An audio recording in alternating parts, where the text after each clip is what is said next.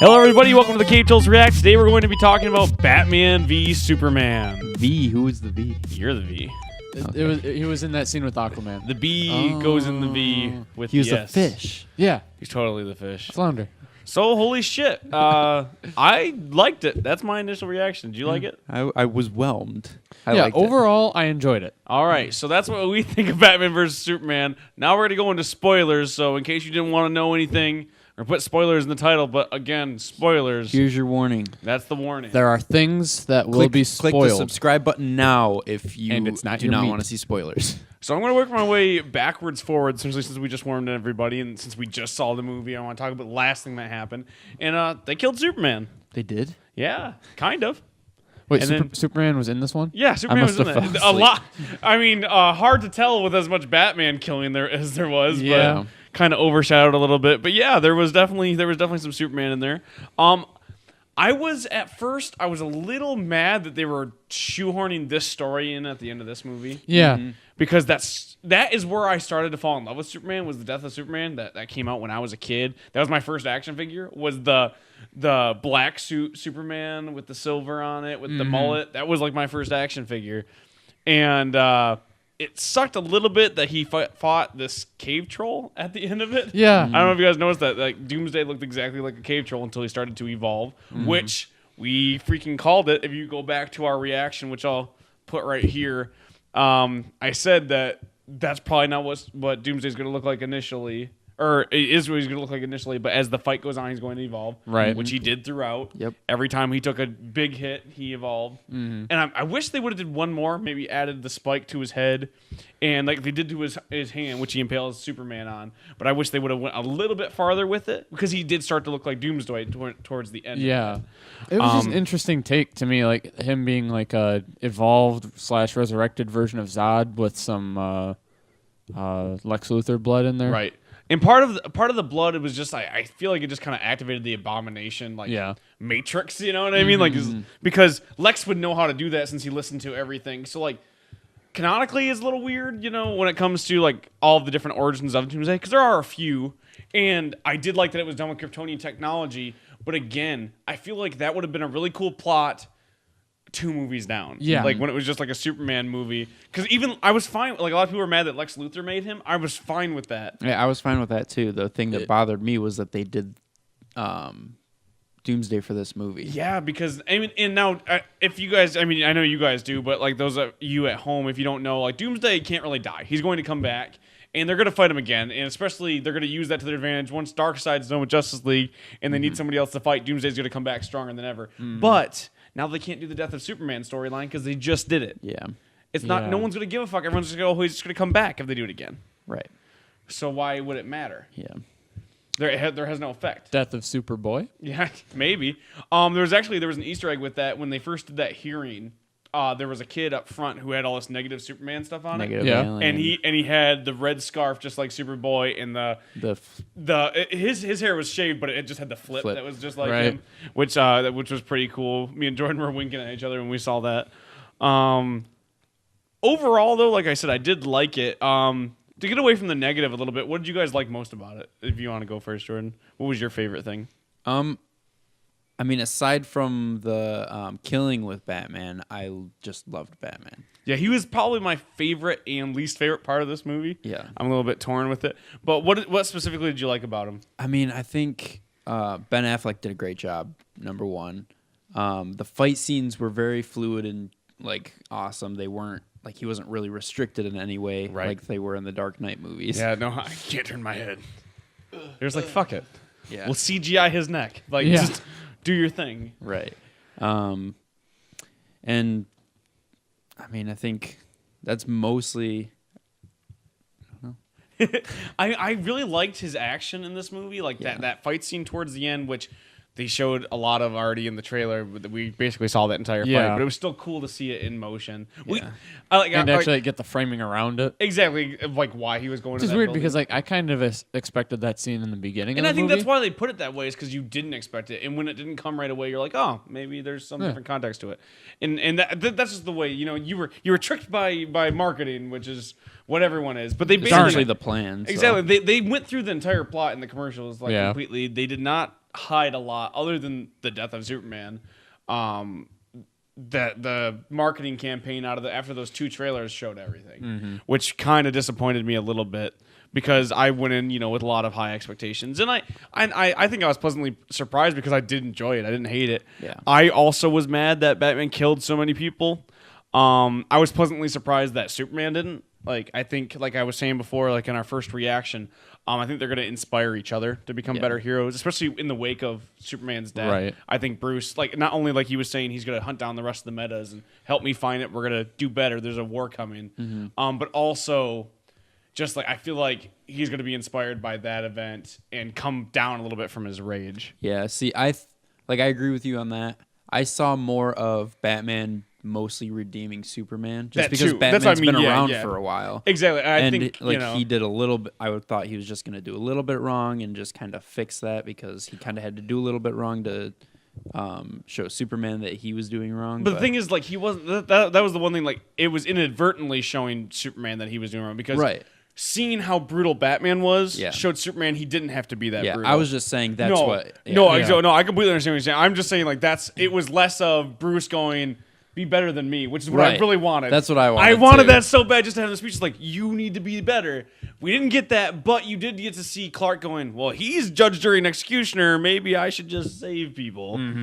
Good old Boy Scout. Yeah, and like they really played up the whole political aspect. Yeah, I've got to say that was my favorite part of the movie. Like all the political fallout of everything that happened from the superheroes. Well, what I was saying is like in the trailers they made it seem like that was the crux of the movie, and it really wasn't. They showed the one scene, and then the entire hearing got blown up. Nothing after that. That was it. That was the end of that. Yeah, and then he was a hero. You know what I mean? That's all, like it would have been cool to see him held a little bit more responsible, but it was a good way to end that. Go, okay, look, we acknowledge that we killed a lot of people in Man of Steel. We're done with that. Let's move on. So I thought they did a good job with that. They did hammer home really hard at the end of the movie that there's no civilians around. Yeah. And then on top of that, then they took the fight to space. Yep.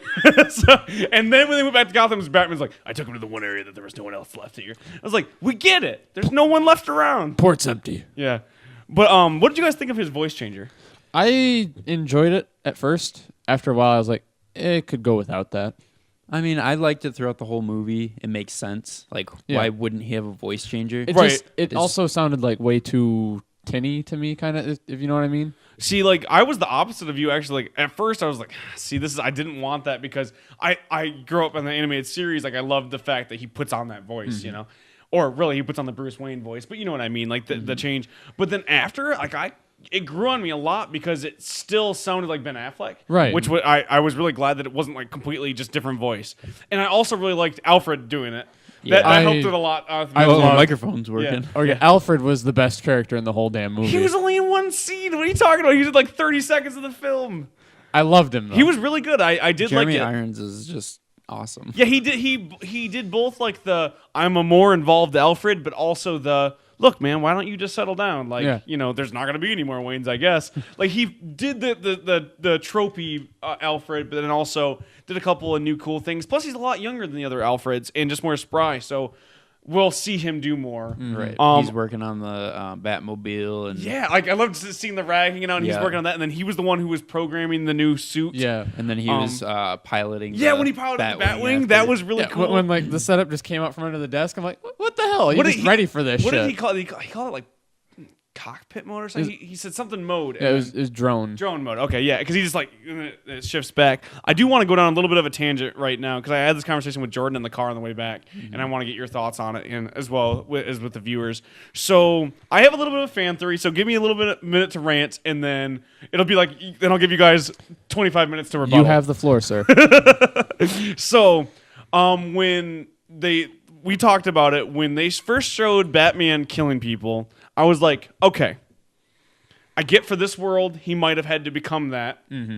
And this is a more realistic world that was necessary. Even Superman had to kill in this world. Now, it was Zod. It was special circumstances, but it was still necessary in that context, I believe, at least. At least that's what they were going for in Man of Steel. So I concede that. But how does the Joker then fit into it? Because the main line that Batman refuses to cross is killing the Joker. He says it multiple different times. I think he says it best in the Red Hood movie and comic book is if he crosses that line, he'll never go back. And he would love to do that to Joker, but then he'll do it to everybody else. And that's the one thing. And then, the big thing that breaks the bond between Jason and Bruce at the end of that story is that Jason doesn't understand why he wasn't the final straw. Right. Like, why was he not the final line that Batman's like, you know what, now I have to cross it because you killed my son, And he doesn't. He goes, I can't be that guy because I'll never come back to it. But in this world, he kills a lot of people. Oh yeah. Not just like beating up, like, oh, that guy probably died. He probably broke his neck, but he runs over people. He blows people up. And the only one that really upset me in the context of the world, he killed people with guns. Mm-hmm. Not just in his nightmare, but, I mean, I guess you don't really see anyone necessarily get shot, but he used that gun in that fight. He grabbed the trigger and sprayed it around the room. Mm-hmm. And there could be arguments made that he didn't kill anybody, but it was still the fact that he was willing to do that. I think there were a couple that you did see him actually shoot. Okay, see, that's what I mean. And that part upsets me a little bit. But the real thing, and like we discussed, is if that is a line that he's willing to cross in this world, how come the Joker's still alive then? Because we're led to believe very heavily that he did kill Jason in this world. Right. And so if that's the one thing that keeps him from taking down Joker, it's why is he still alive in this world? There's no reason for it. Because if he's willing to kill random thugs, why wouldn't he kill his arch nemesis, the one bad guy, right? I mean, that should be the first one that was killed. He should have not just been the straw that broke the camel's back, but also the first casualty in that war on crime afterwards. Right. And then Jordan and my wife Emily brought up a point, which is maybe Jason was that line. Right. So Joker takes down Jason. Fuck, you know what? I can't do better. I'm going to have to step up my means and, bring this to an end. And then Superman appears on the scene. And then it's just like you were saying, it's like the Dark Knight Returns, even more brutal than the Dark Knight Returns, just no holds bar. Like Alfred said, he's like, you're becoming a criminal. He's like, we've always been criminals. Yep. So, but again, that still brings me back to, so if Jason was the final straw, he's not willing to kill people. He does kill people. Why is Joker still alive? Because he's alive in Suicide Squad, and we're led to believe that Batman put him there. Mm-hmm. So that was my rant. That's what I think. That's what I'm curious of. And then I have some other points, but I want to give you guys the floor. I know I'll ramble for a long time. So I know your thoughts on this a little bit, but I want to let you go first because Dave's the only one I haven't heard from yet. So I want to save yours. So so go ahead and tell me, what do you think? Basically, I like the whole thing in the comic books and some of the actual movies. Are you going off? Yeah, my alarm. You son of a bitch. It's not supposed to. It's time for you to wake up. This is so professional. I don't even know what the alarm's for. That's okay. It was for this. You knew this was coming. Yeah, reaction. But no, like there's the whole thing that's talked about where Batman and Joker have this relationship, right? Where basically like they need each other to feed off of to do what they do, right? And I mean, I feel like that's where a lot of this keeping him alive comes from. Yeah, he might be keeping him alive because honestly, he might need him to be alive to do what he does, right? And like they always hint towards that, and other characters usually bring it up in the stories that like. You obviously don't want to kill the Joker. You obviously want him to play your little game. Otherwise, you would have put him down permanently. Yeah. And maybe in this world, maybe that's more true. Mm-hmm. Because that would be the only reason that I can see that he's still around, especially after the Jason thing, and he's willing to kill. He has to keep Joker around because that's his arch nemesis. That's the antithesis to his Batman. That's what keeps him going. Mm-hmm. And if Joker's gone, then the game's done. Right. And so I agree with that. I'll wholeheartedly. That's the only reason why I could see it being around. And God forbid if something did happen to Joker, I don't remember what book it was from. It was from one of the one of the early 90s Batman books where like Joker is incarcerated or thought to be dead. So then Alfred dresses up as the Joker. Yeah, it's really worth checking out. It's a really, really weird story, but really, really good. It's circulated right now. I'll get the actual one. I'll put it in the notes if you guys want to check that out because it's a really creepy thing. Where he's like, Bruce doesn't know what to do with himself, so I put on the suit and I did the paint and then I put on the makeup and did nothing until I smiled. And then he smiles and he looks just like the Joker. It's a whole thing. God. Yeah, it's really, really weird. This makes me think of Holy Musical Batman, right? Yeah. How he's everybody, including Spider-Man. Yep. So, Dave, what do you think about that little theory and Jordan's and the Batman Joker in this DC cinematic universe? I mean, I agree with that, what you guys were just saying, but I really just don't know what to even say about this. Like, did we blow your mind a little bit? Is that what you're saying? A little bit. I just don't really have a theory about it. Right. Because you don't stay up late night thinking about these things. Well, I mean, I do. I just don't get very far. These are the things that worry me every night. Right. So you agree with the fact that, there has to be a different kind of reason for Joker to be alive? Yeah, and I mean, like, there also was that theory that the internet had a while back that this Joker is actually Jason Todd, but I don't buy it. I bought it more as just more like, that would be really cool. That would show that they have faith in the cinematic universe to do something different, in which it still is a possibility. I think it's very unlikely, especially after seeing this. And for both, the reason why I think it is and the reason why I don't is the same. And the same reason, like, Batman was my favorite and my least favorite part of this movie. So in the initial trailers, and they said the line in this movie, he says, 20 years... what good have we done? Look at how many good guys we started with. Look who's left and how many stayed that way. Yeah. And initially I was like, oh my God, that proves the theory. Jason Todd is the Joker. But really, and this is the other thing that I wanted to rant about a little bit, and this is where I think we'll find the next Batman movie in this cinematic universe, is I think, especially with them bringing Jeff Johns in, is I think they're going to write another adaptation to Red Hood. Yeah. And it is going to tell that Red Hood story, because I think Red Hood's already out there, and I think that's literally what Bruce was talking about. Mm-hmm. And I think it might be a different kind of story because I think he'll already know that it's Jason. Mm-hmm. And we'll get a little bit of that detective hunt of him looking for it, but I think that's the only tale that can bring in the entire Bat family and still have it entertaining for the audience. Yeah, I really did love what they did and just start with Batman at, close to the Dark Knight Returns type of Batman, just old, gritty, ready to just beat shit up. Right, and I think it's a good way to start. The only problem I have with it, just a little bit, is every time we see the Bat family, it's going to be strained and it's going to be a reunion rather than in their heyday. Yeah. And I love the heyday. I love when they're working as a well-oiled team, because when he is treating the boys like his sons and Batgirl like his daughter, and they're fighting crime together as a unit, that's always such a cool story. But we get that so rarely nowadays because people love the drama of it, where the Bat family's torn apart. Damian came in, and then Nightwing's out on his own, and Red Hood killed people, but now he's kind of back. But Tim doesn't trust him, and Batgirl's trying to forge her own name, kind of like Nightwing did. Yep. And that is also a really cool dynamic for the family, because when they do come together, it's special. But do we need that in the cinematic universe as well? Same thing. Why? I think that's where they're going to go with the Red Hood story, because it brings in the entire family. Yeah. Mm-hmm. But also, I've seen that story done 100 different ways. Whether it be the comic book, the redone comic book, the animated movie, then Arkham Knight. Spoilers for Arkham Knight. Sorry. Yeah.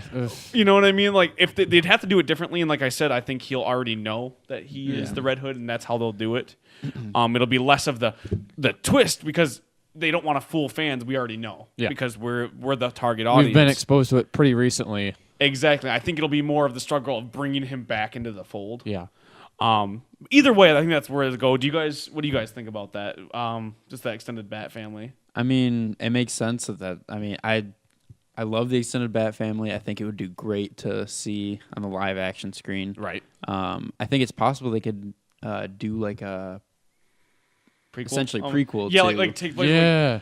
I think they'd have to do it Godfather 2 style, where it's mostly in the past, but jumping back and forth. You know, where it kind of like brings back to the present time, right? Like, or maybe closer to the end. Exactly, or maybe mostly in the future, but the past is the framing device. You know, like it jumps back and that's the story. You know? Yeah, or like Bruce is working on this case and he's hitting so many roadblocks. He thinks back to a previous case where he had the whole Bat family and they were helping him out. Kind of like in Red Hood, where like he's going down different breadcrumbs and then it flashes back to you know, how Jason joined up. I really hope we see a classic Dick, but a not so classic Jason. Like I always liked that he was the antithesis of Dick after Final Crisis or Infinite Crisis. Like when they changed up, he was like the bad guy and like, you know, like he was the douchey little kid. But it was cool because Dick Grayson was such a duke. Yeah. You know what I mean? Like he was a goody two shoes. I want to see those guys on screen. You know, they already cast as Jenna Malone. Yeah, that's what the cast says. Barbara Gordon. She was cut out of this version. Baloney. Baloney. But she's going to be in the R-rated, so it'll be cool. So let's get off Batman a little bit. And since it is Batman v Superman, let's get more onto the Superman of it. What did you guys think of Superman in this one? Because I know on the table, like, I love Man of Steel. Yeah. Jordan also really liked Man of Steel. I know you weren't as big of a fan. You're not even a big Superman fan. But what did you think of Man of Steel, just to get your credentials a little Man bit? of Steel didn't really have an interest in it. Like, it's not that I hate Superman. It's just there's nothing about him that really interests me. Right, I know you're not a fan of the character. Did you like the different take they did in Man of Steel? Honestly, nothing about that movie really grabbed me. Okay. So did you like his take a little bit more in this movie? Did you like him? Yeah. You see, that's the thing is I enjoy Superman a lot more when he has other characters around him. It's just when it's just him, like, okay. I think you just need to give him a shot with certain books. I'm not going to tell you your opinion's wrong. I do want to read All-Star Superman. All-Star Superman's what I always go to because that's the best Superman story ever. It's amazing. And there's no really other superheroes in there. It's just Superman being Superman. But I liked him more in this movie. I don't think they gave him a lot to do because at the heart of it, this is a Superman story through Batman's eyes. Yeah. I didn't like how they made Batman the fool of it. You know what I mean? Like, he was definitely the... Well, shouldn't you have known all along? Right. Well, they really got him this time. Exactly. Yeah, like, they really fooled him. I was like, of all the people that needed to outsmart him, it should have been Lex Luthor. But... Not in the way that they did. Not in the way it did. Especially with Superman coming to talk reasons at the end, you know what I mean? Batman's usually not the one that was blinded by the rage and stuff. But I liked Superman in it. I really liked his relationship with Lois Lane and at the Daily Bugle. It still bothers me a little bit that he's just a writer. He just got to walk in and got a job. They didn't show him really going. They do mention that he did go to college in Man of Steel, but he left college after his dad died. Right. That's when he went on the run. So he probably has no degree, no credentials at writing, and all of a sudden he works for the Daily Planet, like the one of the. I think I called it Bugle earlier. Yeah, you did. I love Spider-Man. He's up in the corner. He distracted me, but I think he just like is already writing for the Planet when the last like staples of newspapers. I did absolutely love Bruce's line of Daily Planet. Do I own that one? I love that. Like he did a really good job playing the fool, and that's why like part of it is some of Henry Cavill's faults, and it's not really his fault. It's a little bit of the directing, a little bit of the writing, where he doesn't have a lot to do. But Affleck just stole the show so much. Oh, definitely. I like that they didn't give a lot of time to Gal Gadot. Like it was like she's Wonder Woman. She's up to something. There's some hints there. Bruce is interested. He kind of that's where his into the metahuman world is, other than Superman. But they weren't like, and Wonder Woman's in this movie. Now you need to learn everything about her. I thought they did a good job of just kind of seeding her in this, especially with the picture showing, Steve Trevor. And it's probably not Steve Trevor. It's probably his great-great-grandfather or whatever. Right. But still, it was really cool. Like, it was in the 20s, or a little bit before the 20s. I think it was like 1918, somewhere around there. That picture was taken. Yeah. So it's still going to be... God damn it, Jordan. We're trying to do a reaction video. Sorry. Shut your phone off. So it shows like a little bit of like a World War I picture unit. I did like that a lot. What did you guys think of the hints towards the other metahumans? I was kind of taken aback by cyborgs. That was something. Like in a bad way, or did it just catch you off guard? Just caught me off guard with like the whole cube alien thing. Well, I mean that's Tesseract, right? Yeah, it's totally the Tesseract. Yeah. But that's his story. Is he comes from apocalyptic technologies? Well, somewhat apocalyptic. Sometimes it's from New Genesis, which is like the opposite of apocalypse. Right. But in this, it definitely looks like a mother cube. It's just as far as Cyborg's origin story goes, the only one I've really seen was the New 52 one. That's pretty faithful, and that's the one that most people go to. Again, like I said, it's either apocalyptic or New Genesis technology. But and also, like when that scene first opened, it was like just his dad. I'm like, oh, this is Cyborg, and then I didn't realize that on the back there's just like you see his head and torso. Yeah. Yeah, because at first I was like, oh, is it going to be like, they're really going to make him something like crazy mad experiment? But then his dad was like, and we're losing him. There's no way for him to live. Right. I tried all this different, like, I like the idea that he was working on cyborg technology before the cube. Yeah.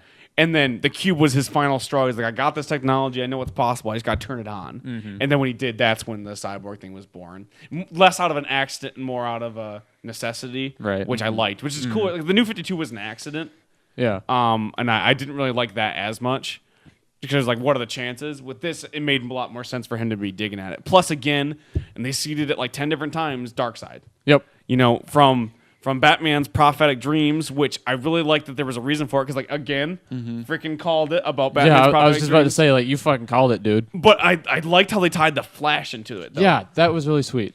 And, like, it was prophetic dreams, but because Flash was coming from the future and trying to give him that message, and it was the only way to get through to him was his dreams. At least that's what I pulled from it. On the treadmill of time. Yeah, it was definitely the cosmic treadmill, and that's probably why it was so hard for him to give the message, and I was coming in and out. Because he's running and talking at the same time. That's hard for anyone. It's hard for anybody, right? Especially at like very high speeds. I was going to say, I can't even tell you how fast, but yeah, exactly. Mach 12. What did you think of the video of Flash stopping the... That the was robber fucking sweet. Yeah, that was cool. I really like Ezra Miller's, like, essentially anti-Grant Gustin, like, very shaggy, long hair, lackadaisical. I like that. I was like, I'm getting some milk. Oh, look at this asshole. Yeah, I like how it wasn't that, like, he knew and he was just playing it up. He was like, he wasn't even paying attention. He was like, oh, shit. Yeah. Someone's being robbed. It was very well timed where, like, it wasn't the cheeky comedy where it's like, don't worry, I'll save you in a minute. I got to get my milk. It was Barry being Barry, not even paying attention. Yeah. Like, oh, shit, there is a robbery going on. I like that a lot. What'd you think of Jason Momoa's Aquaman coming out of that? I am so goddamn excited. Yeah? I love it. Just Khal Drogo. The only thing that bothered me a little bit is his hair looked a little silly when it flapped up like that. I did actually like enjoy that because I'm like, hey, they acknowledge that your hair is fucking unruly as shit Exactly. underwater. No, I did. It made sense. It was just like, you look silly, but like, why wouldn't he? Like, it's not going to stay perfectly, down by his side. And then I mean, with Aquaman, it could. I was a little bit when he was just like holding the trident. I was like, I get it. How do you really show his powers underwater? And then he blasts off and took out the camera. I was like, well, this is a dramatic pause. Oh, okay, cool. The only way I think that could have been cooler is if he would have called a shark. Right. I thought that would have been kind of cool, as if just a shark comes out of nowhere and eats it, and you see him smile Shark or something. Team assemble. Well, I hope they take that fucking scene straight out of New 52 Justice League. How he calls it up. Yep. Yeah. I hope they do. I hope they pull a lot from the New 52. Everyone's just like, who the hell is this guy? And then I have sharks. And I know a lot of people did not like the gritty retelling of him later on after Infinite Crisis when like he had the hook hand and stuff. But that was at first the trident hand. It started as a hook hand. They did a trident for the Justice League cartoon. But there are certain parts of that story which are really, really cool, and it goes dark in a good way. They took it too far. You know what I think mean? they should pull all of their inspiration from the Aquaman GameCube game. I watched the Jonathon video of that yesterday because I had never seen it. I was like, I remember this game being bad, but wow. Especially when he drops, he's just like, this is like the spiritual successor to Superman 64. I was like, holy shit, it is. Yeah. I remembered having a lot of fun swimming around in that game, though, because it's kind of like an open city. It's just there's nothing to do in it at all. I really liked flying around in the Superman game, too. I just like that feeling, like the free feeling like playing Spider-Man. Same reason why I like the Superman Returns games, because it feels really cool when he goes into Mach speed. Yeah. But overall, I mean... You flex and you just... He did that a lot, like when he took off after talking to Batman, just the one-up. I thought that was a good way to do it. That fight scene was good, albeit short. Yeah. I was a little disappointed at the end. Wonder Woman was really cool in the fight scene, but Batman didn't have a lot to do, which is realistic. Like, when they're charging up and like Superman's blocking and Wonder Woman's trying to shield, and then Batman's just like, shit, take cover. I don't know, hide underneath this block for some reason because that's all I can do. Cape. Very, very believable in that aspect. And then at the end, he was like pulls it all together and shoots out like the last kryptonite trank that he had. So overall, I liked it. Lex Luthor, perfectly manic. I know it was a lot of people's downside, but I bought it more than him being super composed. Yeah, I loved him. And like Jordan actually brought this up to me. He's like, him being in prison and growing up a little bit older, he's probably going to calm down a lot. Oh, yeah. And hone it a little bit more, because I think this is the birth of the politician Lex. Yep. Whereas he was against the politicians in this movie. I think it's going to completely do a 180, and the next time we see him, it's going to be the Lex that runs for president. Not necessarily that storyline, but that kind of Lex. I mean, why not? Like, all of Capitol Hill's blown the fuck up. Right. Yeah, and then eventually maybe like leader of the Justice League too. I think that would be really cool, because I thought Forever Evil was a really cool storyline recently. Well, I guess not recently, a few years now, but that kind of Lex, the change, because it's not, he's still a bad guy, but he's kind of the bad guy that we needed. Just because you're a bad guy doesn't mean you're a bad guy. Bad guy. I really like the idea that Lex, while out to prove Superman wrong and that mankind can do anything, he still wants to save the planet because that's his home. And that's when he brings all of the villains together. And I can't see that out of this Lex yet. No. But I feel like Jesse Eisenberg has that kind of depth. I feel like I really liked what his role in the Social Network. Yeah. he could show like, oh, you can root for this guy, but also he's kind of a bastard. Like I feel like he could really pull that off with Lex. You don't see it in this. There's not a lot of depth. He even kills his one friend you see in the movie. Like he just murders Mercy. But I think he's gonna bring her back and she's gonna be a cyborg in the next one. Yeah. Because like I dropped that to Jordan. I was like, he just sent her in there to die. Is she gonna be a cyborg like she is in the shows? So maybe bring her back because she was really cool. And she did a really good job for not saying any words. Yeah. Really. It was just her presence. You're just like. It was very formidable, and that's why I was like, I really hope they do something more with her because she's just gone now. Because like I loved her in Young Justice when like she's defending Lex when Arsenal attacks. Yeah, when she like busted out, and same thing like in Justice League or in just the Superman show, you know, the Superman animated series. All of those, I think that's where she first came out of was Superman animated series. Probably. But I'm not just gonna being, fact check you. Right, just being the bodyguard. That's the first place I remember her. She might have been from the comics, but I don't think so. I think she was one of those characters. Yeah. But she just had that formidable presence in the movie as well. Plus they shaved Lex's head at the end. So I think this was as much of an origin story for Lex as it was for Batman in this DC, cinematic universe. Yeah. DCCU just does not sound good saying that. So I'm trying to figure out a better way to go about that. Detective Cinematic Universe. But what about the comics part, Dave? It's not a comic, it's a movie. But it's Detective Comics. Get the fuck out. You ruined this for me. So a lot of people didn't like it, and a lot of people are going to call us fanboys for liking it. We, like you said before, we like liking things. Yeah. I mean, they wouldn't be wrong by calling us fanboys. Like, we are fans, and we are boys. Yeah, but the fanboy is usually derogatory in a way where, like, oh, you like it no matter what, and that's not it. We have a lot of critiques, as you heard from it. But also, I take what I can get. This is a part of it, too. Like, this is the Batman and Superman we're getting. Okay, also, I just thought of something. That apocalyptic soldier thing in the flashback that like the ones that could fly. Like the one that like was mainly in the shot that came up and like punched. Yeah, Batman. they could fly. He had wings. Yeah, he was. Remind you at all of Black Beetle from Young Justice season 2? I could see where you say that, but it was more akin to the apocalyptic soldiers that they use. I could see, but I do see what you're saying. Like, yeah, like I just thought of the resemblance. Right, I know you're a huge fan of Young Justice, but it was.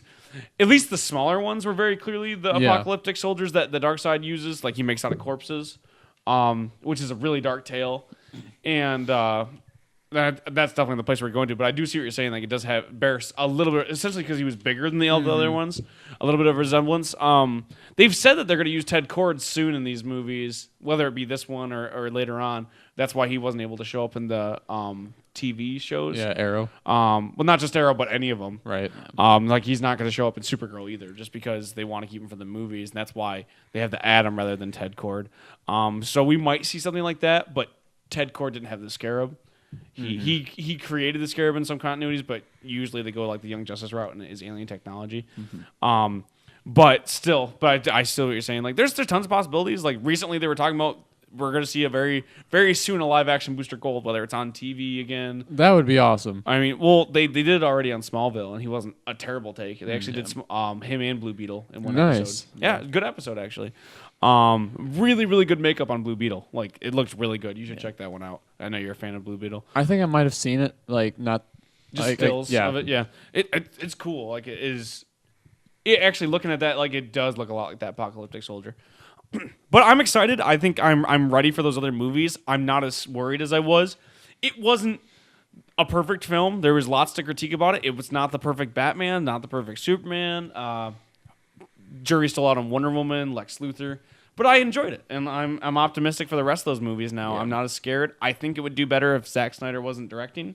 I think that's very clear. He does really good with those like really cool moments. People are calling them splash pages because he basically does create a splash page. Yeah. But I think he needs someone to rein him in. I think co-directing with somebody would be really good. Yeah, because I do feel like he was just a little bit all over the place. Because it's Zack Snyder, and that's what he does. Like he's really good at the visuals, and he does storytelling. And I'm not going to critique him like other people do and say, "Oh, like, I know all these people could do better." Because I don't, because I've never directed a movie. Right. And, I know people could do different. Exactly. Not necessarily better. And that's the thing is I think he would do really well. And they're never going to give him a partner, and they're going to never see co-directing. But anybody just rein him in a little bit. Yeah. Just to go, okay, no, that's not perfect. Like, try it this way or anything like that. Just because, out of those partnerships and limitations, it fosters better movies. Stanley Kubrick. Every famous painting. I don't know who I would want. I can't say who. Not Christopher Nolan again. I'm done with that. Yeah. But I liked it. I thought it was the best Batman we've seen other than The Killing. I still really like Cavill, if not anything, just because he looks exactly like Superman. Yeah. Right. Gal Gadot was really good in what we've seen. Jesse Eisenberg was awesome. I'm super excited to see J.K. Simmons as Commissioner Gordon in the Justice League movie. Yeah. Did you hear about that? No. Hey, he was cast as Commissioner Gordon. Do you know who J.K. Simmons is? Not at all. He is the J. Jonah Jameson. Yeah. Oh, that would be great. Yeah. And he was in Whiplash and he was in Juno and yeah, he'd be fantastic. Yeah, I'm excited to see that. Although I'm a little bit worried that Justice League is going to have what everyone thought Batman vs Superman was going to be worse about was too many characters. Right. Since not only are you introducing all of those guys more, now you're introducing Commissioner Gordon. Like, why are you even in Gotham? Like, Darkseid's not coming directly to Gotham. But anyways, that's what we think of Batman vs Superman. Go back and check out our initial reaction if you have any questions on that. If you disagree with us and you hate us, put it in the comments below. If you do agree with us, like, subscribe. Check out our other videos. Check us out over on iTunes, Cave Trolls Podcast. Check us out every Wednesday. That's where we post the podcast, and we're going to start putting those up as YouTube as well if you want to catch up on our backlog before episode 12, I believe. They're all on iTunes. We have Cave Trolls Convos, which is our short-form conversations similar to this. They usually cover a wide variety of topics. We are on Instagram now. I don't think we've posted anything yet. What's our name on Instagram? The Cave Trolls. The Cave Trolls on Instagram. We are cavetrollscast@gmail.com. If you want to email us your questions or concerns or hate mail, love mail, either way. We are also on... Tinder. We're on Tinder. We're on Twitter at Cave Trolls Cast. I'm at Resident Stevel. Dave's at David Tulgetske. Spelling is in the description on both of those. Jordan is at Extraordinary. Yeah. Also, the spelling is in there on that. Check out all our content. Email me locks of your hair. If you can fit it through. Just scan it and then send us a picture. Honestly, if you disliked it, don't. Also drop us a review on iTunes. Those help. I know you might not think they do, but if you like it, go ahead and give us a review. It's for a good cause. It is a good cause. It helps me see that people are listening and what content you guys want to see from us later on. We're the Cave Trolls, and we're out.